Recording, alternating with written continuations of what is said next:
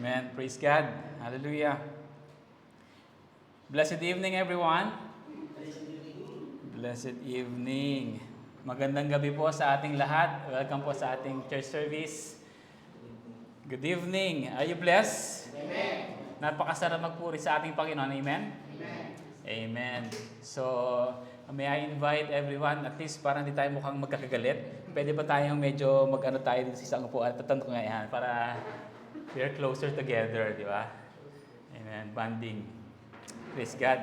So, welcome po sa ating church. And ako po yung nagagalak at narito na naman ako para magbigay ng salita ng Panginoon. Truly, it's a privilege to be standing in front or behind this pulpit. Amen? Sa Diyos ang papuri. So, hindi ko na po papatagalin mga kapatid. And our text verse will come from Deuteronomy chapter 4, verse 24. Let us all stand. Maikli lang po ito. Napakaikli lang ng verse. Okay? Let us all stand in reverence of reading of God's precious word. In verse 24 it says, "For the Lord your God is a consuming fire, a jealous God." Let us all pray. Heavenly Father, we thank you, Lord, sa gabing ito, Lord, na pinagsama-sama niyo po ulit kami ngayong gabi, Lord. Truly, you're so good. You're so faithful, Panginoon, sa aming buhay, Lord. As we come before you, Lord, we empty ourselves. Ikaw lang po ang maiangat, maparangalan sa ngayong gabi, Panginoon, Lord. Lord, because without you, we are nothing, Panginoon. Apart from you, we are nothing, Lord. So, thank you for your Holy Spirit. Thank you for your presence. And thank you for always giving us your righteousness in our hearts, Panginoon, Lord. And we always come boldly in your presence, Panginoon, Lord, dahil ikaw ay banal, Panginoon, sa aming buhay, Lord. Thank you for that privilege, Lord. Thank you for your goodness, Lord. And as we hear your words today, Panginoon, Lord, enlighten our hearts, Panginoon, Lord. Open our hearts, open our spiritual eyes, our spiritual hearts, Panginoon, Lord, so that we may be able to understand your message today, Lord. Make it be simple, Panginoon, Lord, and yet striking sa aming mga puso, Panginoon. Maraming po salamat sa gabing ito, Lord. We entrust to you the rest of the service, and your will be done tonight. In the name of Jesus, everybody say, Amen, Amen. You may be seated, please. Praise God. Our title for today is A Jealous God. A Jealous God. I don't have any attention getter for this service. I only picked this verse for the sake of the title, mga kapatid. And we will use different verses for the entire sermon. And since this verse is very short, ibig sabihin, maikli lang din po ang ating sermon for tonight. Okay? So let's read our text verse again. In Deuteronomy chapter 4, verse 24, it says, "For the Lord your God is a consuming fire, a jealous God." You know, mga kapatid, God is a consuming fire. Alam natin yan, no? We already heard all the stories in the Bible that God is a consuming fire. In Exodus chapter 13, di ba, sabi dito, "By the day, the Lord went ahead of them," okay, "in the pillar of cloud to give them light," okay, on their way. "And by night, in a pillar of fire to give them light as well, so that they could pass through, they could travel during the day and the night." So God is a consuming fire. That is how He showed Himself, a consuming fire. And in Exodus chapter 3, God appeared to Moses in a burning bush, di ba? So doon siya nag-appear. He could appear in many ways, di ba? Marami siyang pwedeng gawin para i-proclaim kung sino siya. But God chose to reveal Himself by fire. Okay? Prophet Elijah, he prayed to God to send fire from heaven, di ba? And then the fire of the Lord fell and consumed the burnt sacrifice. Okay? So this is how God showed Himself, His power through fire. He is a consuming fire. And lastly, what the Bible says in the book of Revelation about Jesus. Anong sinabi ng Revelations about Jesus? Sasabi sa Revelation chapter 2, verse 18, "These things says the Son of God, He who has eyes like a flame of fire." So indeed, God is a consuming fire, mga kapatid. But a jealous God? A jealous God? How can God be a jealous God? Diba? From a consuming fire, but a jealous God. The reason why sometimes many people misunderstood this verse, mga kapatid, is because we always associated jealousy in a negative context in jealousy. Like when you watch the Oprah Winfrey show a very long time ago, they are discussing about God as a jealous God. They're reading the text verse, and Oprah Winfrey took the text in the wrong context. Okay?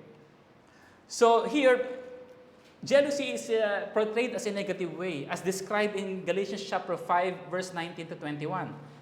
Sabi dito, in Galatians chapter 5, verse 19 to 21, "Now the deeds of the flesh are evident, which are sexual immorality, impurity, indecent behavior, idolatry, witchcraft, hostilities, strife, jealousy, outbursts of anger, selfish ambitions, dissensions, factions, envy, drunkenness, carousing, and things like this, of which I forewarn you, just as I have forewarned you, that those who practice such things will not inherit the kingdom of God."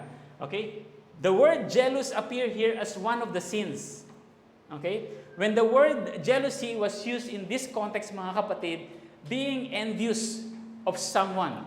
Okay? Yung word na jealousy to being envious of someone, of something that a person has. Naiinggit ka, okay? A person might be jealous, mga kapatid, or envious of another person because he or she has, a nice car, or she has a nice house. When it pertains to possession, di ba? Naiinggit ka. Or a person can be jealous or envious of another person because some has ability or that possesses this talent. Na sana meron ka ng ganong klaseng talent. So sometimes, it aches in your heart, in your mind, yung naiinggit. Okay? Therefore, desiring for something that is not yours is a sin called jealousy. Okay? Now, do you get me so far, mga kapatid? Now, because instead of being thankful to God, kaya nagiging sin siya because of being thankful to God for what you have, okay? Hindi ka naging thankful eh. Instead of being grateful, you covet. Sana may gusto ko ganyan, gusto ko makuha yan. And some people take it as shortcut. Ginagawa nila shortcut, which is become sin. Okay? So instead of being grateful for what you have, it's becoming sin because of jealousy. Now, but when we read that God is a jealous God, this is not the same jealousy in this context, mga kapatid. This is not the same jealousy in chapter 5. Okay? So what God meant when He say He is a jealous God? Ano bang ibig sabihin niya? Okay? Let's read a couple of verses earlier sa chapter 4 ng Deuteronomy, yung earlier verses. Ano ba sabi doon? Sabi doon, take careful heed to yourselves, for you saw no form when the Lord spoke to you at Horeb out of the midst of the fire. So ito po yung instance, mga kapatid, when Moses was in the Mount Sinai. Yung Horeb na yun, yung Mount Horeb, yung Mount Sinai. When God was talking to Moses for 40 days and 40 nights. So God revealed Himself there. But sabi dito, for you saw no form. Okay? No form. Walang form, walang mukha. Okay? Let's continue. Lest you act corruptly and make for yourselves a carved image in the form of any figure, like likeness of male or female, the likeness of any animal that is on earth, or the likeness of any winged bird that flies in the air, likeness of anything that creeps on the ground, or the likeness of any fish that is in the water beneath the earth. And take heed, lest you lift your eyes to heaven, and when you see the sun, the moon, and the stars, and all the hosts of heaven, you feel driven to worship them and serve them, which the Lord your God has given to all peoples under the whole heaven as a heritage. So what God is saying here, that we don't know what God looked like. Hindi natin alam kung ano yung itsura ng Lord. God didn't reveal His face to Moses in Mount Sinai. Hindi niya ni-reveal yung mukha niya. Okay? We don't have a picture of God. And God did that for a purpose. So that we will not worship an image. Amen? So we will not worship an image. Kasi di ba sinabi niya, wala akong pinakitang mukha, no form. He is warning them. So don't make any carved images in the form of likeness of male, female. Hindi mo naman ako nakita. I did not show myself. It's just my glory. So sabi sa John chapter 4 verse 24, God is a spirit, and they that worship Him must worship Him in spirit and in truth. So are you worshiping? If you are bowing down, if you are, in a graven image, are you worshiping in spirit or are you worshiping in physical nature? You're worshiping in physical nature because you have this image physically in front of you and you're bowing down. And that is not worshiping in spirit. God clearly says in John chapter 4 verse 24, God is a spirit and they that worship Him must worship Him in spirit and in truth. Can I hear an amen? Amen. Amen. That is why in Exodus chapter 20 verse 4 to 5 it says, God gave them a command. Because of this context, God gave them a command. Anong command? You shall not make for yourselves a carved image or any likeness of anything that is in heaven above, or that is in the earth beneath, or that is in the water under the earth. You shall not bow down to them or serve them. For I, the Lord your God, am I jealous God. In short, mga kapatid, don't replace God with an idol. Don't replace God with an idol. Because God is a jealous God. Why He is jealous? Bakit siya jealous? Because when someone gives to another, mga kapatid, something that is rightly belongs to God, at binigay mo sa iba, which is worship, that God hates. Binibigay mo yung worship sa ibang tao, sa ibang ibagay, that only belongs to God. So He is jealous. He is jealous. Sabi sa Isaiah chapter 42 verse 8, I am the Lord, that is my name. I will not give my glory to another, nor my praises to graven images. Hindi niya ibibigay. So when those things happen, he's not pleased. Actually, He detests those idolaters. If you will see those stories of the Israelites long time, He hates those who idolaters. Now, after giving the backdrop, mga kapatid, what is jealousy in God's terms, mga kapatid? To begin with my message, a jealous God. Why? Because God loves you. A jealous God. Why? Because God loves you.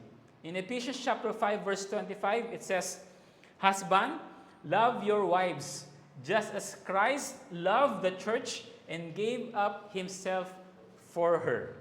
Throughout the New Testament and the Old Testament, mga kapatid, the Bible illustrates our relationship was likened to a marriage. Like, yung relationship natin between church, us as a believer, and to God is likened as a marriage. Amen?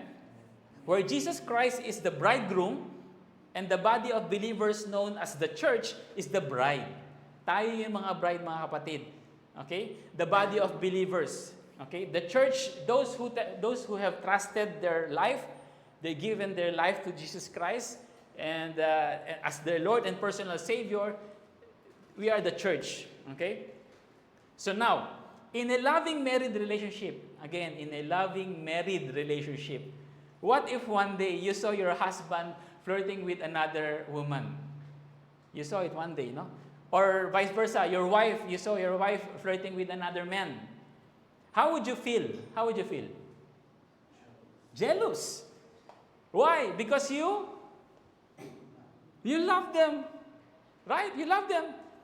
Because you don't do with someone whom you are not married to. Hindi mo ginagawa yun. You don't flirt with someone else. You only flirt with your wife, your own wife, and your husband. Amen? So when God is jealous, means God loves you. He loves you.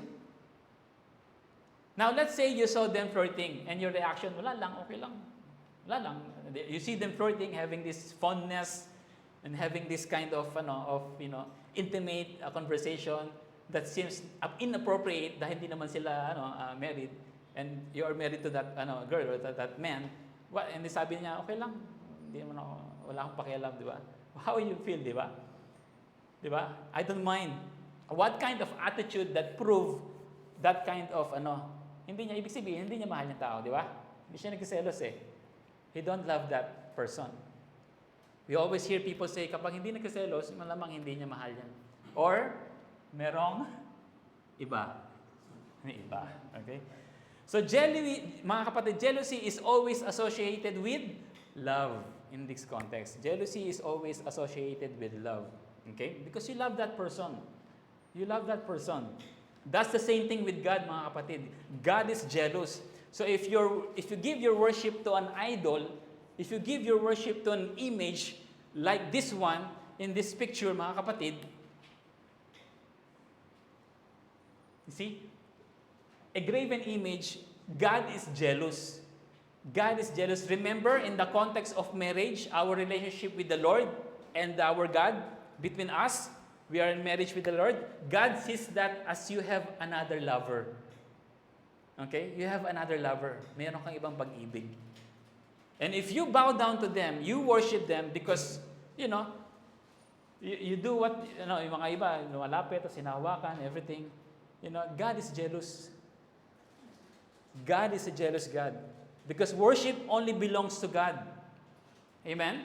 Many people defend themselves kasi lagi sinasabi nila, alam mo, hindi naman na namin sinasambay. We just respect them. We revere them.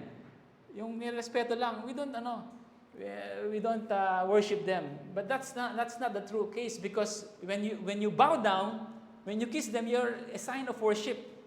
It's a worship when you are bowing down. Remember yung last preaching ni Kuya Leo last week, the temptation of Jesus Christ, where Satan tempted Jesus Christ. Ano yung temptation niya? Satan showed all the richness of the world, the kingdom. Sabi ni Satan, I will give you all these things if you bow down and worship me. So bowing down and kissing, it's a kind of worship. It's a kind of worship, mga kapatid. And God hates that. God detests those kind of things. Not only this graven image, because we have all kinds of idols, mga kapatid. We'll discuss this later. In Luke chapter 4, verse 8, it says, you shall worship the Lord your God, and Him alone shall you serve. Siya lang. Wala nang iba. No third party. The Lord doesn't want third party. Okay? Siya lang dapat, you must be fully devoted to your one and only as a married couple. Okay? The reason why God is jealous is because He loves you.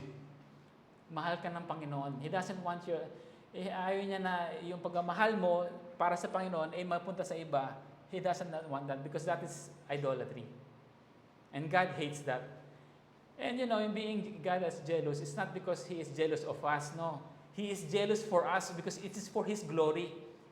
Tayo nawawalan, hindi naman siya. God is an infinite being. He cannot be, He cannot be moved by any emotions of us, If we curse God, He will not be, He will not be, what do you call this? He is an infinite being. He is an infinite being. Nothing you can do that will remove the love of God in your life. Amen? So going to the second point, mga kapatid, a jealous God, why? Because God loves you. Second, a jealous God, why? Because God wants your heart. God wants your heart. In Luke chapter 10, verse 27, it says, love the Lord your God with all your heart. With all your heart. Amen? The Bible says, the verse does not say, love the Lord your God with some, or few of your reservations and you can love God. No. God refuses to share the human heart with any rival. Ayaw niya nang merong karibal. Okay? Ayaw niya nang merong karibal. Not because He is selfish and wants us all for Himself, but because He knows that upon that loyalty to Him, yung loyalty natin kay Lord, the one who will be benefit is us.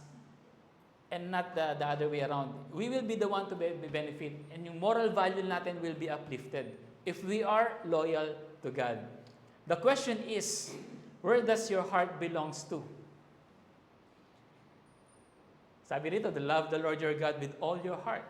With all your heart. Where does your heart belongs to? Is it money? Like the rich young ruler, di ba? Lord, good Lord, di ba? Alam natin yung story na yan. His heart belongs to the richness, to money, because he walked away. He don't want Jesus, he don't want God. Yung pagmamahal niya, mas nakatuon doon sa salapi. Where is your heart? Is your heart in your job? Or your possession? Yun naman lagi, di ba, sa life na buhay natin. Ito lang naman we are always aspiring. That's nothing bad. Is it your family? Is it your family? Is it your husband or wife? Yes, because some people only think about their wife, Some people, I know some people, only people about their husband. Yung umiikot yung mundo nila dun sa karelasyon nila. And their life will go spiral down pag hiniwalayan sila. I remember long time ago in Doña Gora building in Ayala, Manila. Paakit ako ng building, papunta sa bahay. Meron doon bed space na babae nasa hagdanan. Magpapahulog sa hagdanan, yung taas-taas ng hagdanan. Parang gusto niya saktan yung sarili niya. So ako, natin nung tumakbo ako, hinahawakan ko siya, umiiyak. Why? Because hiniwalayan siya ng boyfriend niya. Hindi ko lang kung estudyante siya sa Adamson eh. She was so devastated. She was so devastated. I don't know why, what drives her, but her heart was so broken. I was too young that time eh. I don't know I'm just comforting her, I don't know what the words to say, but I'm just wanted to be there. I forgot her name. She was crying. It's the middle of the night, I think past 12 a.m. She wanted to hurt herself. Yes, because people, their life revolves around the relationship instead of God. So that can be your where your heart belongs to, hindi kay Lord. Where your heart belongs to, mga kapatid, marang hindi doon. Where your heart belongs. Wala namang masama doon. If those things, possessions, whatever you aspire, walang masama doon if that things will not replace the place of God. Walang masama. Okay? But anything you love more than God, that means God is not the number one in your heart. Hindi siya yung number one mo. Amen? Hindi siya. Again, is your heart belongs to God? How do we know, mga kapatid? How do we know if your heart really devoted to God, to the Lord? How you will know? Malalaman ba natin? Sometimes there will come a test. There will come a test. Like the life of Job. Everything was taken from him, mga kapatid, di ba? We know the stories of Job. In one day, everything was taken from him. His wealth, di ba? Tinanggal lahat, ninakaw yung mga tupa niya, sheep. His family, all her sons and daughters died in just one single event. It's like, yung parang movie na Unfortunate Events. Everything happened to him. Ano pa? His health. Nagkaroon siya ng mga kunong puno-puno ng source. Everything was taken from him. Everything was taken from him. After these terrible things happened to his life, mga kapatid, you will see the heart of Job. But two hearts you will see here. Not only the heart of Job, you will also see the heart of his wife. Ano yung puso ng babae? Ano rin yung nasa puso ni Job? Let's take a look. Tingnan natin muna kung ano yung nasa puso ng asawa ni Job. What's in the heart of Job's wife? Ano sabi ni Job? After this event, namatayan siya ng 7 anak, ninakaw lahat ng kayamanan niya, nawalan siya ng ari-arian, nawala lahat ng possessions niya. From billionaire, isang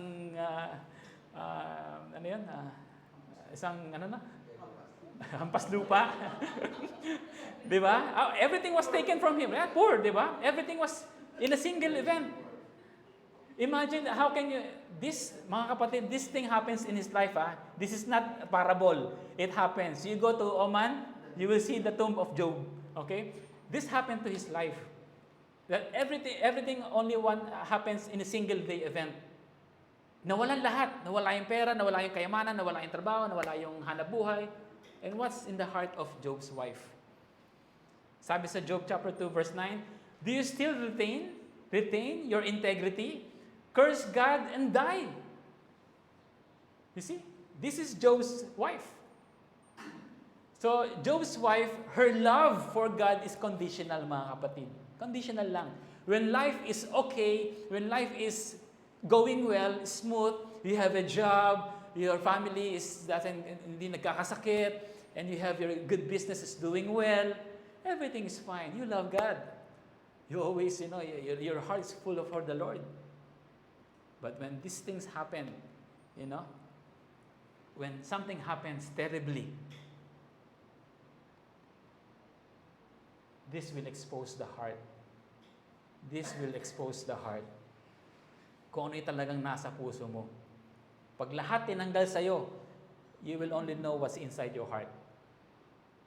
When the test comes, mga kapatid, you see, what if in our life you face the same, not exactly the same because that will not happen, but in one way or another, like disease, cancer, anything, what will be your reaction? Will that be the same like of Job's wife?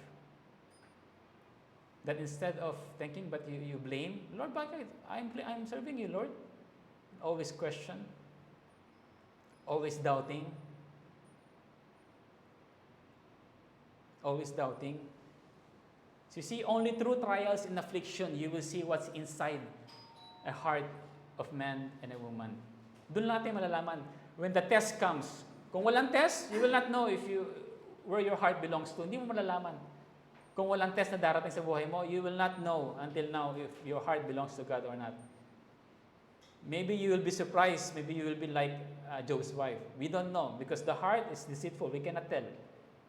But let's look what Job's reaction. What is the reaction of Job after all these unfortunate events, mga kapatid? Ano sinabi ni Job? In Job chapter 1 verse 21, I came naked from my mother's womb, and I will be naked when I leave. The Lord gave me what I had, and the Lord has taken it away. Praise the name of the Lord. Amen? You can clearly see what's in the heart of Job, mga kapatid. Job his heart is wholly dedicated to God. Yung puso niya nasa Panginoon. Regardless everything that has been taken from. Because why? Because he knows his God. He has a personal relationship with the Lord. The Lord give, the Lord will take it away. Praise be the name of the Lord. This is how you see the two difference. These are couples, mag-asawa to mga kapatid. God has blessed Job in his life. And the wife sees that all blessings comes from the Lord. But when the unfortunate events, he wanted to curse God. So, do you want to wait for that to happen, mga kapatid? Before we know what is inside of our hearts? So you assess yourself before God. What if these things was taken from you? What will be your reaction? Is your heart will be clean? Is your heart will be praising God despite of all this?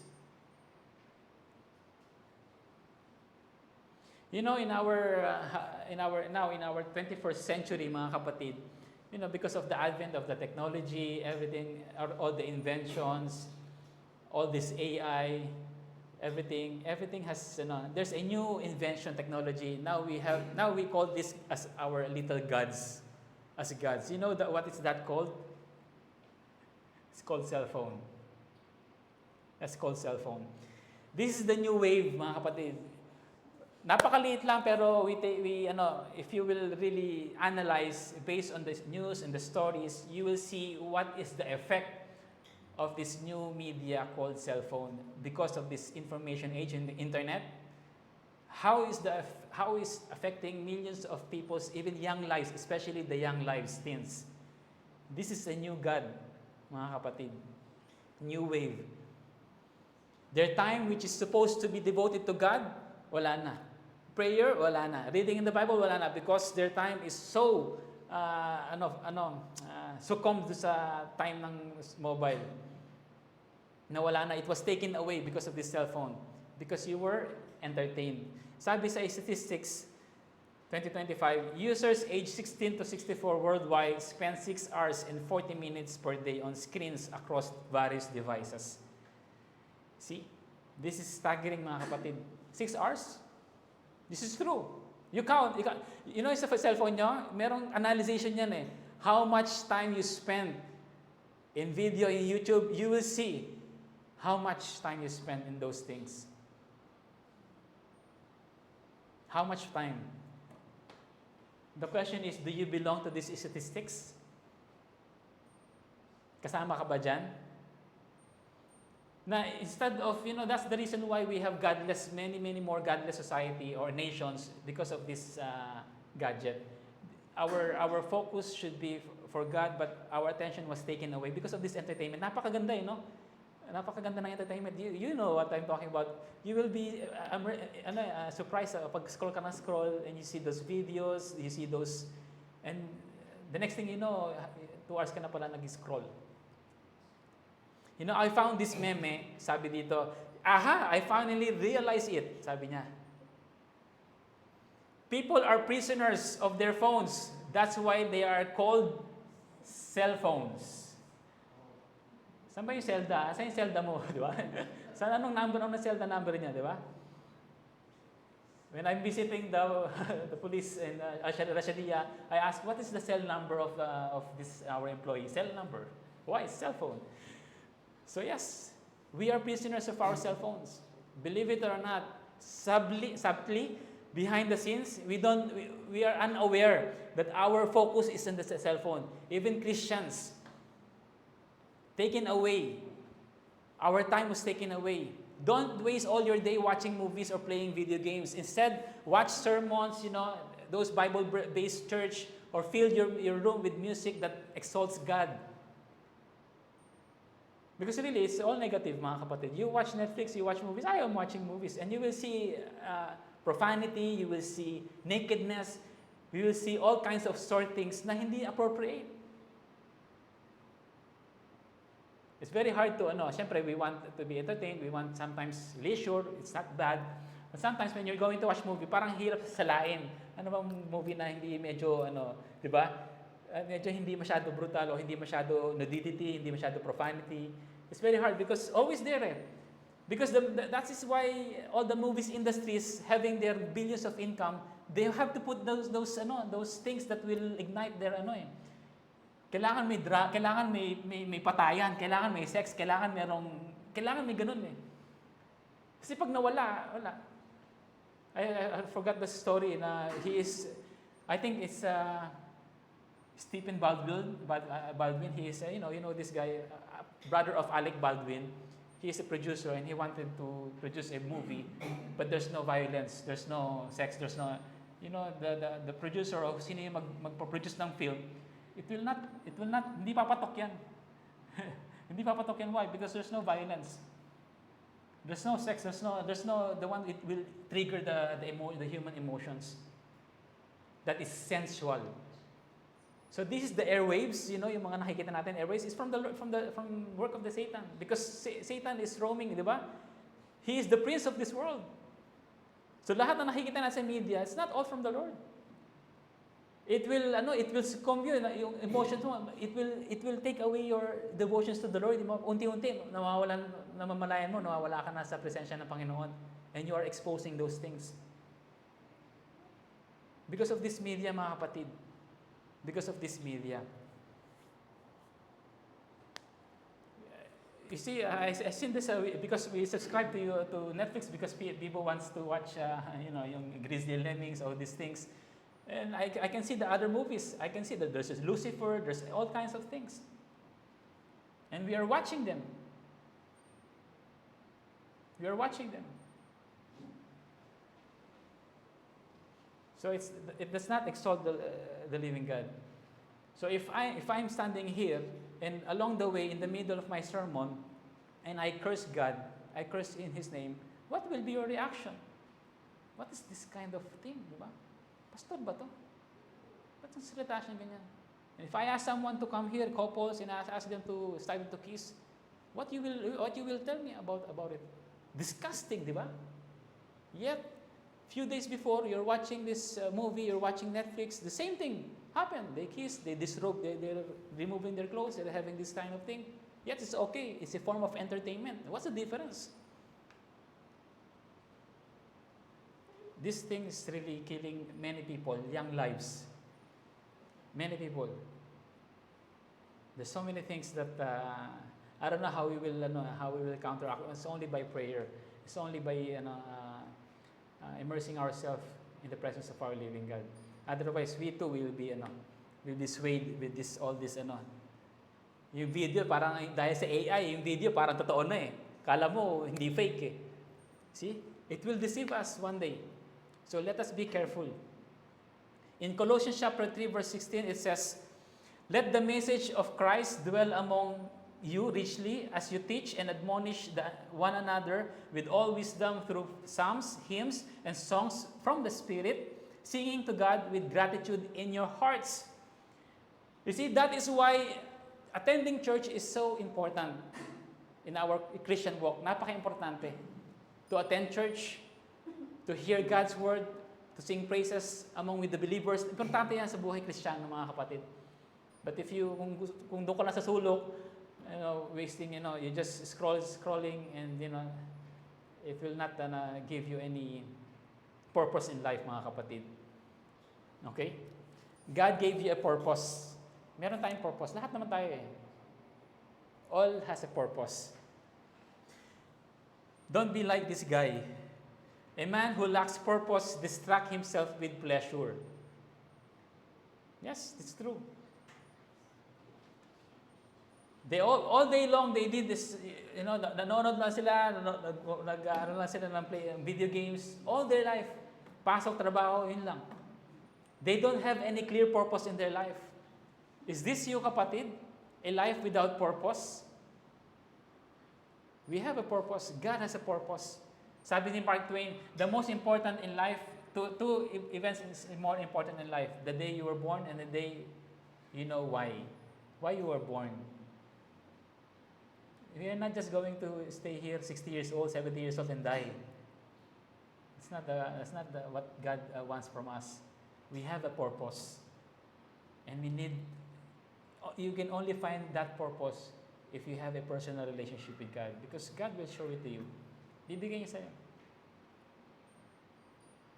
So don't be like this guy, a life without purpose. Because why? In James chapter 4, verse 14, "What is your life? You are a mist that appears for a little while and then vanishes away." Ganon kaikli ang buhay. Ganyan lang kaikli. Yet we still live our life without purpose. Ano bang purpose natin sa buhay? To work, to pay the bills, palakihin yung pamilya, then die? Is that all? Is that there is? Sabi ni Socrates, an unexamined life is not worth living. An unexamined life is not worth living. Have you examined your life? Ako, I did it when I was half of my life, 33 years old, 32. I examined. That's the reason why. That's the pinnacle point where I gave my life to the Lord, because I analyzed my life. 32 years old na ako. I've done all many things. I've done kalokohan things, many things here in the UAE and in Philippines. And I examined, anong ginawa ko sa buhay ko? I examined my life, and it's not worth without the Lord. Without the relationship of the Lord, it's not worth it. God has a purpose in your life. And I pray that you will find that purpose when you start seeking Him. Amen? And our last point, a jealous God. Because God loves you. A jealous God, why? Because God wants your heart. A jealous God, why? Because God wants a relationship. God wants a relationship. In Revelation chapter 3, verse 20, it says, "Behold, I stand at the door and knock. If anyone hears my voice and opens the door, I will come into him and eat with him and he with me." You see, clearly God wants a relationship. He wants a personal relationship. He is gentle. He will not force Himself to you. Hindi niya force. He will wait for you to answer Him back. Okay? But this is the problem, mga kapatid. Many people do not want to talk about God. Ayaw na lang pag-usapan. Di ba? You notice that those people, when I was also new, and I talked to some friends, they don't want to talk about the Lord. Okay? But when the time comes, mga kapatid, the death is near, malapit nang mamatay, everybody wants to go to heaven. Di ba? Have you noticed that? They don't want here while they're still young, they're enjoying their life. They don't want to talk about the Lord. But when they are about to die, the death is near, they don't want to talk. They want all to let them, they want God to let them into heaven. For now, just, enjoy life, live the life as you please. Yun lang muna.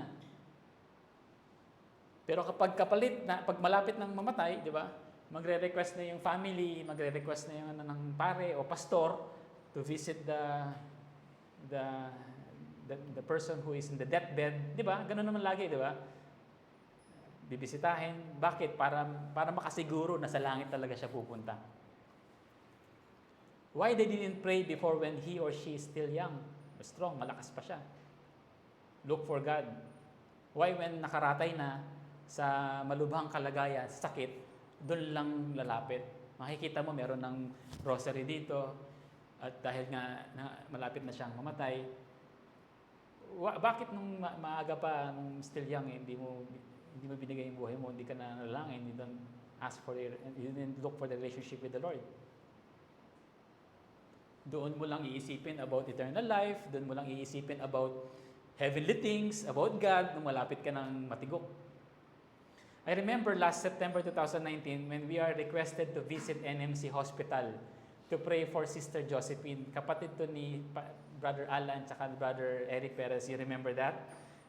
I believe Kuya Leo is with me and Kuya Sabi and Ate Nori. I don't know if Ate Vicky was there. So they requested us to visit and pray for her sister. I think he's late 30s o parang mag-30s, late 30s siya eh. She's still young. And she has, I think, 2 or 3 kids, and she is married to a Muslim man, okay?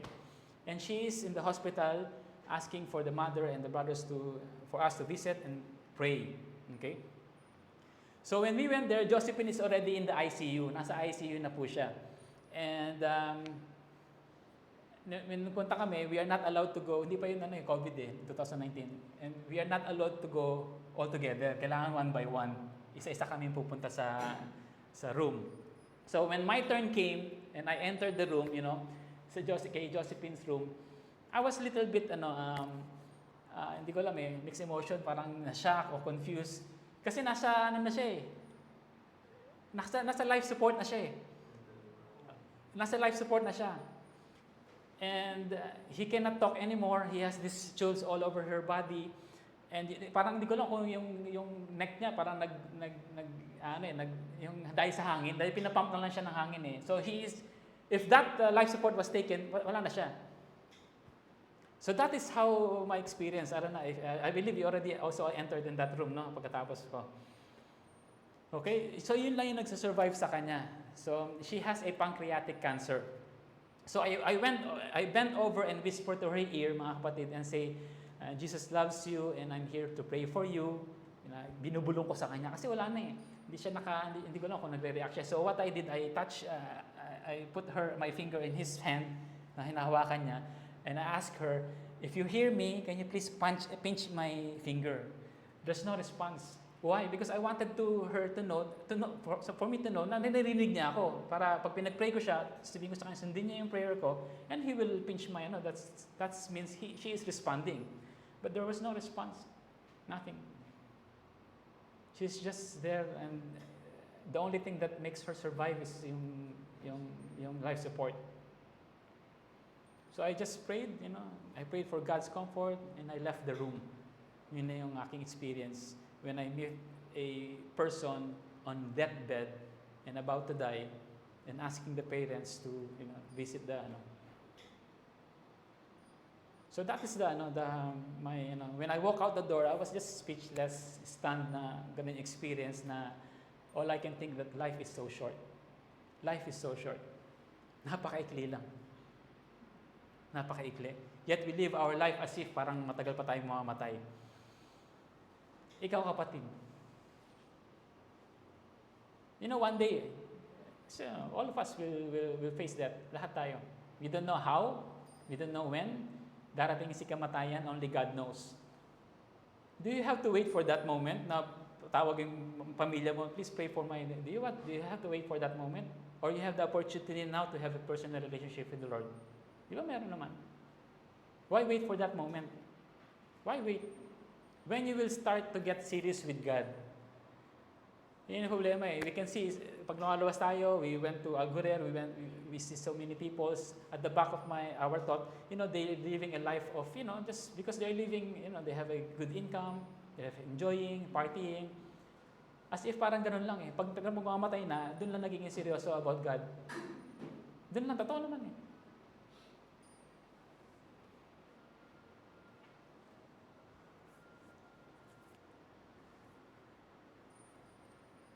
So mga kapatid,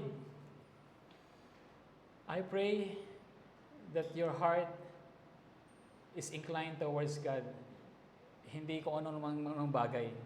Dapat ang number one priority natin sa buhay is God.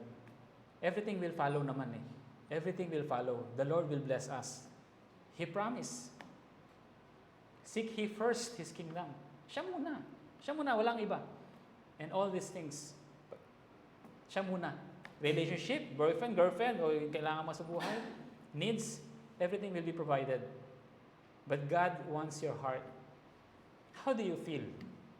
How do you feel if I still remember that lady when her heart was crushed because iniwan siya ng lalaki. Do you think that's the same thing, the feeling of the Lord when you have third party? Na your heart is not towards God. Do you think that's the same feeling na nagigrieve si Lord? The Bible says, do not grieve the Holy Spirit. We can grieve the Holy Spirit. We can give God. You know what grieve means? Kapag namatayan ng isang tao, di ba nagluluksa tayo, nagigrieve tayo. Why? Because we love them. You only grieve to a person you love. Nagigrieve ka na pag mahal mo yung tao. Pag hindi mo naman kilala, di ba? Hindi mo naman kaano-ano, naman tayo dyan siya, umattend ka ng funeral, there's no emotions involved. You're not, hurt. But when you grieve, that means you love that person. God is grieving. God is grieving. Why? Because He loves us. So if your heart is not towards in Him, parang mahasakpan si Lord eh. He grieves. After all what He has done in the cross, binigay niya yung buhay niya para sa atin. And yet you are having third party. Yun yung marriage connotation sa Bible eh. And God hates that. Not only graven image, not only that, all kinds of things that we put above before God. Kung siya sa lahat ng bagay na ginagawa sa buhay, ito yung priority mo, rather than God, God hates that. And God is hurting. Not because, is egocentric na gusto lahat sa Kanya. No, it's for us. He was hurting for us. So God wants a relationship. So again, as I speak, if you hear God's voice, sabi ni Jesus, I stand at the door and knock. If anyone hears my voice and open the door, I will come into him and eat with him and he with me. This is true. When you invite Him, He will be with you. His presence will be evident in your life. Yung dati mong ginagawa, you will not do it anymore. Why? It's not because of you. Because His presence, when you invite Him in your presence, when He knocks in your door of your heart, at tinanggap mo siya sa puso, your life will be changed. Not because of you again, because of His power. Now, if you're not sure where you're going when you die, mga kapatid, please make sure tonight before you leave this place. To wrap up this message, mga kapatid, today, a jealous God? Why? Because God loves you. He loves you. Okay? A jealous God, why? Because God wants your heart. So your heart must be towards to God, not to anything else. A jealous God, why? Because God wants a relationship. He wants a relationship. He is longing. He is the one who, hindi yun tayo umaabot kay Diyos sa Panginoon. He is the one who make way that God is reaching men. Bumaba na nga siya rito to give His life. If He give His heart to you, why we cannot give our heart to Him? Why it's so hard? You know why? Because we want the pleasure. We want the pleasure. It's so hard. When at Pastor Nevin, when Pastor Nesty was here and we're having a fellowship in Mighty House, sabi niya, when my colleagues came to know that I'm a pastor, they stopped talking to me and iniiwasan na siya. Hindi na siya wala na. But before, yung ano pa, nakakapag-joke pa lahat, all these kind of things, yung alam mo na, yung mga lalaki. But when they came to know the pastors, they stopped, they distance themselves to Pastor Nesty. Kasi akala nila ang pastor daw para matanda na, pero si bata pa si Nesty. So yun, really. But God wants a relationship. But people do not want a relationship. They don't want, see, yung naka-record, hindi ko mapanood sa YouTube. Di ba yung kasama ko sa trabaho, he stopped going with me in the car. I said, why? Gagastos ko pa ng mamasahe, etc. Libre naman dito, etc. I asked him, why? Is there anything that I said or bad or anything? Nasaktan ka? No, nothing. It's just my personal, ano yun? Just personal, sabi niya. It's just personal. But of course, he don't want to, like the colleagues of Pastor Nesty, they want to disassociate themselves, those who speak about God. See, they are not concerned about God, they are not concerned about heavenly things, but when they are about to die, asking for prayer. God wants a relationship. So if the Lord is speaking into your heart right now, give it your heart to the Lord. Amen? Amen. So let us all rise up and let's have a closing prayer.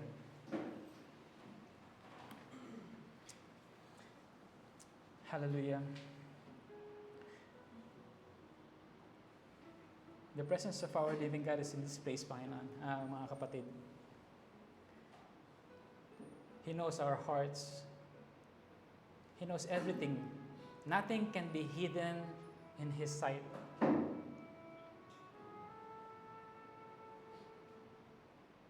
So if you're that person who do not have a purpose yet, or you do not know God yet, or you do not have that personal relationship with the Lord, I challenge you to give your heart to the Lord.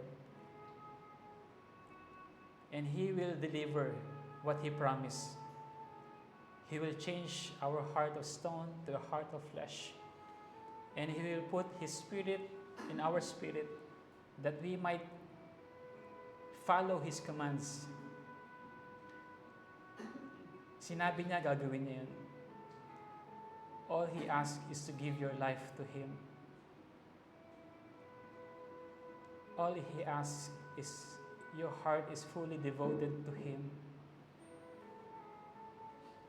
All He asks is time for you to spend time with Him in prayer, in reading His words.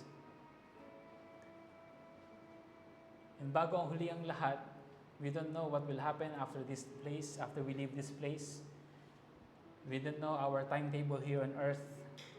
But before we leave this earth, if God will call us, and we know one day God will call us, help us, Lord, to prepare our hearts before You.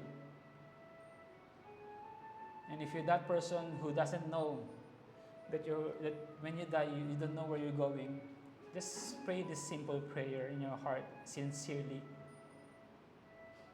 God wants a sincere heart. The Lord says, if you search Me with all your heart, with all earnestly, you will find Me. So just pray this simple prayer. Heavenly Father, maraming pong salamat sa iyong pagmamahal. Inaamin ko, ako isang makasalanan. I'm not perfect, Lord. I did so many things. But thank You, Lord, because I know You died on the cross and You paid for my sins. Lord, I accept You as my Lord and Savior. Come into my heart, cleanse me, wash me. Help me to live a life that is pleasing to You, Lord. And make me the person You want me to be, Lord. Give me purpose. Make my life be of service sa iyo, Panginoon. Salamat po. Heavenly Father, you know, we heard their prayer, Panginoon, Lord, in their hearts. Lord, we ask you, Lord, to be with them, Panginoon, Lord. Let your Holy Spirit fill their hearts with love, with your joy, Panginoon, Lord, na nagagaling sa inyo, Panginoon.